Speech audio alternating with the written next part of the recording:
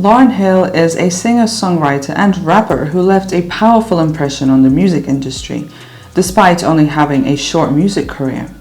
Her talent is regarded highly, often considered the greatest rapper in history, whilst also being an influential vocalist.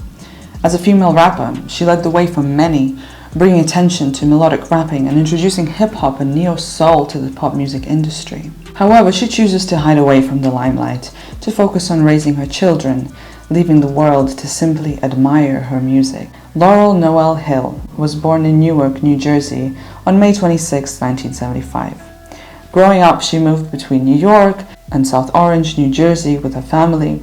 The family home was always filled with music. Her mother was a pianist, whilst her father was a singer, and music was constantly played around the house. As a child, she was driven and motivated, striving for success in whatever she did. A high academic achiever, she was also enthusiastic about sports, dance, and music, taking lessons in violin, and was the founder of her own school's gospel choir. She had many musical inspirations, often listening to Stevie Wonder, Curtis Mayfield, Gladys Knight, Aretha Franklin, and Marvin Gaye, all artists who explored soul, gospel, and R&B genres. While she was still in high school, she met Pras Michel, who wrote his own music. He asked Hill to be a part of a music group he was creating with his cousin Wyclef Jean. They started out under the name Translator Crew, before later changing to the Fugees. At this stage in their musical journey, they focused on hip-hop, soul, and R&B music, and often played shows at the school talent shows and local showcases. It was at this period of Hill's life that she taught herself to rap, taking inspiration from Ice Cube to develop and craft her flow. Besides this music project, she also attended acting classes in Manhattan and beginning an acting career in 1991, where she was discovered by an agent. This led to an appearance in the soap opera As the World Turns, and later co-starring with Whoopi Goldberg in Sister Act 2, Back in the Habit.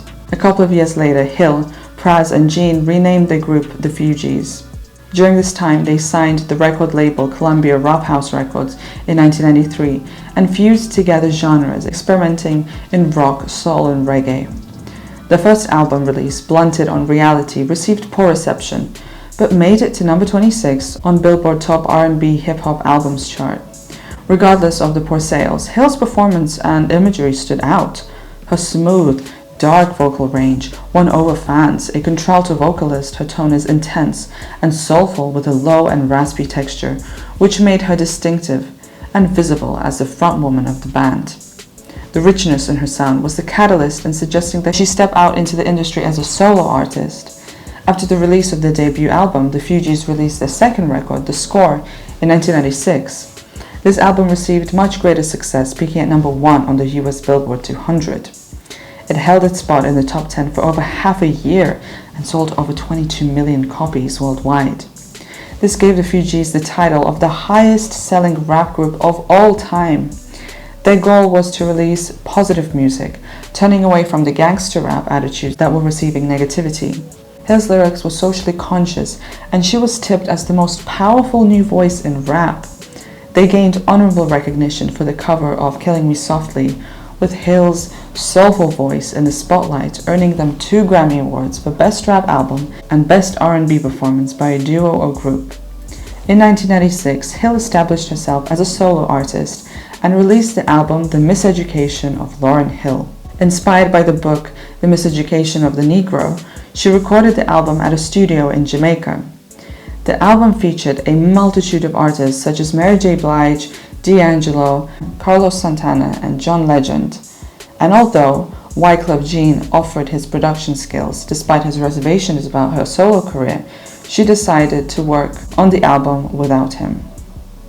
Instead, she collaborated with a group of musicians called New Arc.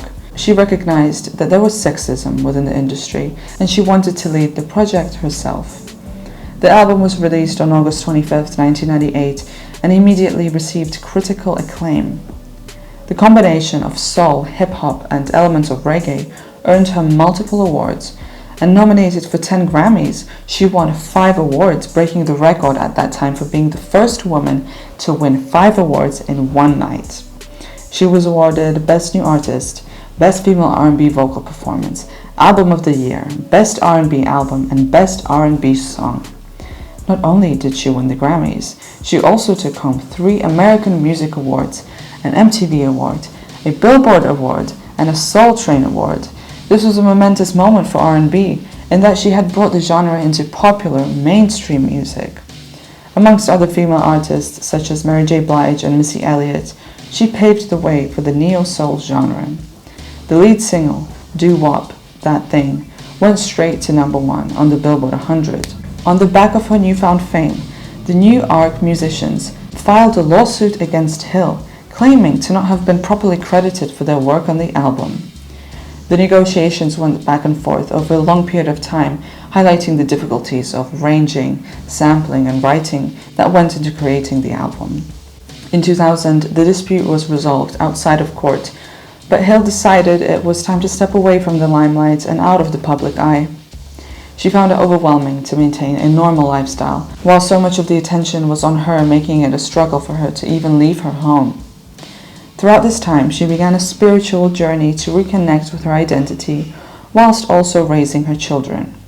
During her 3rd pregnancy, she returned with a session for MTV Unplugged, where she revealed new material and a special 2-hour acoustic performance, MTV Unplugged number 2.0.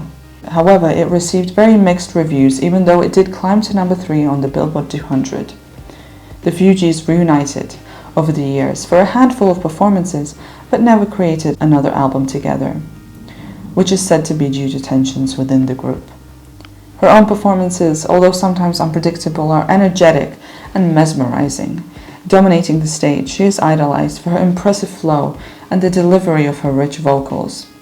Her lyrics cover an array of topics, often highlighting female empowerment and race, offering strength and power to her audience. Lauryn Hill's talent is a force to be reckoned with. A pioneer for the neo-soul genre, she introduced contemporary styles to a mainstream audience. Her work is admired by critics and fans alike, and a strong sense of female empowerment proves that other women in the industry can follow in her footsteps. You can check out the Carly of Spotify to listen to the original tracks of the artist. It's a curated playlist with the most popular songs.